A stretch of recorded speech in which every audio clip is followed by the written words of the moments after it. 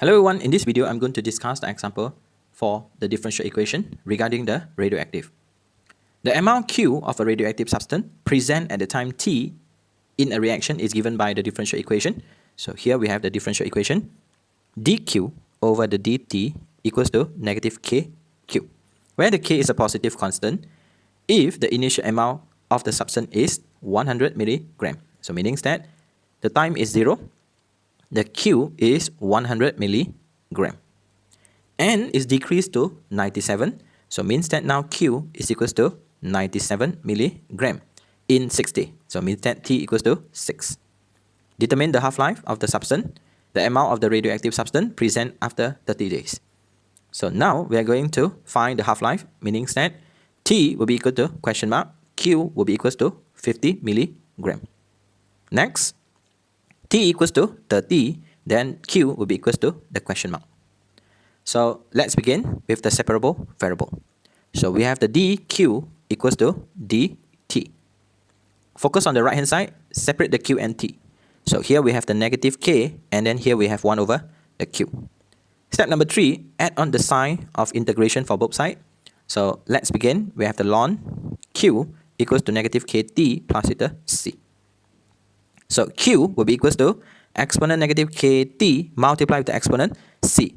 So Q will be equals to A exponent negative KT. So number 1, we have Q is equals to A exponent negative KT. So question said when T equals to 0, the Q is equals to 100 milligram. So let's substitute. So 100 milligram is equals to A exponent 0. So the A is equals to 100 milligram. So Q will be equals to 100 milligram multiplied with the exponent negative KT. So continue. Next, we have the situation when T is equals to 6. So the Q is equals to 97 milligram. So let's begin. So here we have 97 over the 100 equals to, we have the ln, and then we have the situation negative 6K. So K is equals to ln 97 over 100 over the negative 6. So K will be equals to, or we can approximate the situation, 0.005076. So Q will be equals to 100 milligram exponent negative 0.005076 T. Continue. We have to answer the question, what is the half-life? So meaning that we have to substitute Q is equals to 50 milligram, half of the original mass, which is the 100 milligram. So what is the half-life? So if we substitute, then we will have the 50 over the 100, then we have the ln, then over the negative 0.005076, then we will have the T. By referring to the calculator, the T will be approximate 136.54 days. So that will be the half-life. Next, we have to find what is the amount of the radioactive substance present after 30 days. So meaning that T is equals to 30, and then Q will be the question mark. So substitute the situation. Q is equals to 100 milligram multiplied with the exponent negative 0.005076 multiplied with the 30. So by referring to the calculator, we have the situation 85.87 milligram after 30 days. For the second part, find the general solutions to the differential equation. So my suggestion would be using the integrating factor. So divide all the terms with 1 plus with the x.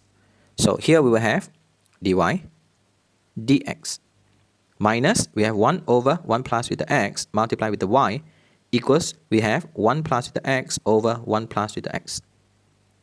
So rewrite the situation. We have the dy dx minus we have 1 over 1 plus with the x, y equals to 1.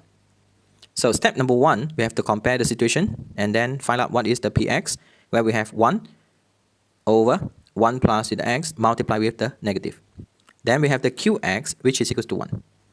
Second step, find out the vx. Here we have exponent.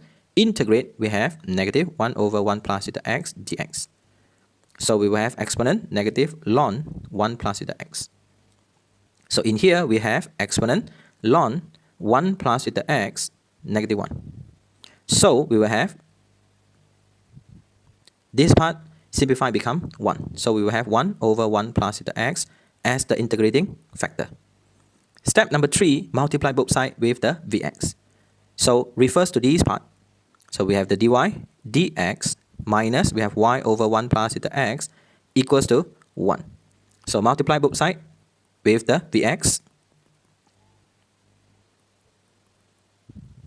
Then step number 4, we simplify the situation. So we have the dx bracket, we have y over 1 plus theta x equals to 1 over 1 plus theta x. Step number 5, add on the integration sign with respect to x, add on the integration sign with respect to x. So kindly integrate the situation. So we have y over 1 plus theta x equals to, we have ln 1 plus with the x plus theta c.